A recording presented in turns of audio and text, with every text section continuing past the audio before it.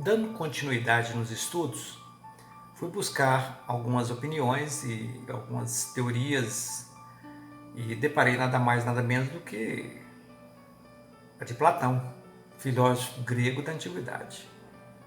Platão viveu de 427 a 347 anos a.C., foi um filósofo grego da antiguidade, considerado um dos principais pensadores da história da filosofia. Era discípulo nada mais nada menos do que de Sócrates. A filosofia de Platão é baseada na teoria de que o mundo que percebemos com nossos sentidos é um mundo ilusório, confuso. Acho que ninguém tem dúvida sobre isso. O mundo espiritual é mais elevado, eterno, onde o que existe verdadeiramente são as ideias, que só a razão pode conhecer. Platão, nesse depoimento dele aqui, ele deixa claro que ele acredita na imortalidade da alma. E o que nós vivemos hoje, na realidade, é colocando em prática aquilo que nós aprendemos em vidas passadas. Quem aprofundar nos estudos de Platão vai chegar a essa conclusão com muita clareza, porque ele não deixa dúvida. Falar um pouco da infância e da juventude de Platão, para a gente ter essa ideia. Platão nasceu em Atenas, na Grécia, provavelmente, como já foi dito, 427 anos antes de Cristo. Pertencia a uma das mais nobres famílias de Atenas. Acredito eu que não tenha, pelo fato dele ser de uma família tradicional, como todos os lugares, tem as famílias tradicionais. Não existe nada diferente entre os demais, entre cada um de nós. E é claro, você entender que, como todo aristocrata de sua época, recebeu educação especial. Estudou leitura e escrita, música, pintura, poesia e ginástica. Era excelente atleta. Participou dos Jogos Olímpicos como lutador. Alguns dizem que seu nome era Aristócrates, mas recebeu o apelido de Platão, que em grego significa ombros largos. Por tradição da família, Platão desejava dedicar-se à vida pública e fazer uma brilhante carreira política, como descreveu em uma de suas muitas cartas. É o sonho de cada um de nós. Queremos ser alguma coisa. Mas não quer dizer que queremos ser alguma coisa que nós temos que ser aquilo. Que às vezes nós definimos que vamos ser algo, mas ainda não temos a ideia fixa ou temos a consciência que queremos seguir aquilo.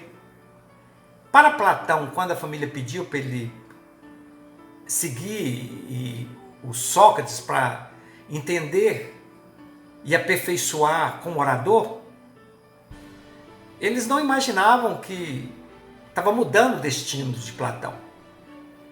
Por quê? Porque Sócrates era considerado na época como um dos melhores. Com um detalhe, falava com desenvoltura e não cobrava pelo seu conhecimento, enquanto os outros oradores falavam a troca de retorno financeiro.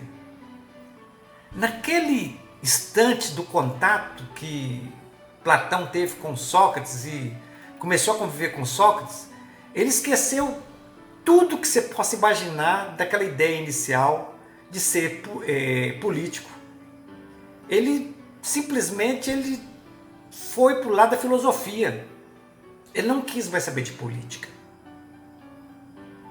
E a gente depara com muitos, hoje, em todas as épocas da humanidade, que realmente nós às vezes pensamos em ser algo, e às vezes até temos a formação acadêmica para aquilo, mas não colocamos em prática e queremos fazer outra coisa e nos sentimos impotentes.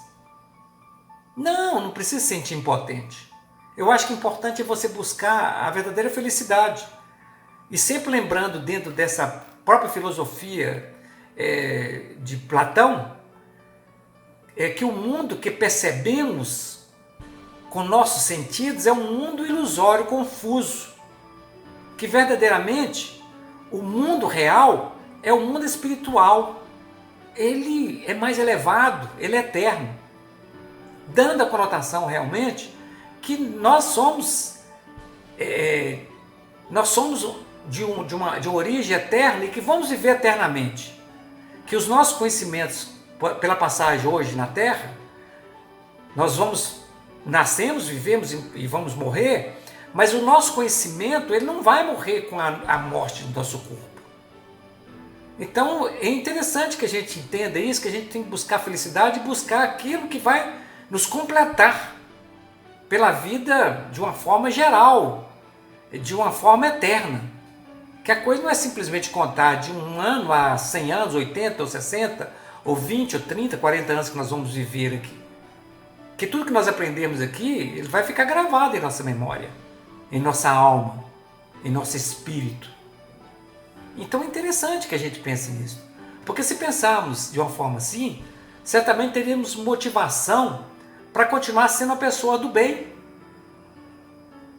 Como nós vamos ver que nós podemos ser transformados pelo mal ou por um comportamento inadequado, a hora que nós chegarmos no estudo de Platão, quando nós chegarmos lá, por exemplo, no mito da caverna, onde explica com muita clareza, dentro de uma história que está no livro República, no capítulo 7, onde conta essa história, mito da caverna, onde que vamos mostrar como que nós adentramos no domínio de outros sem percebermos que estamos sendo dominados.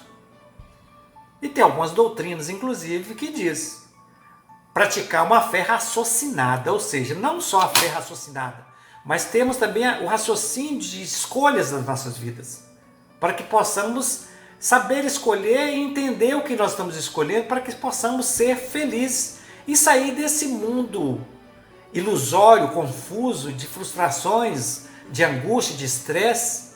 Lógico que elas vão existir, mas pelo menos temos um entendimento por que ele existe.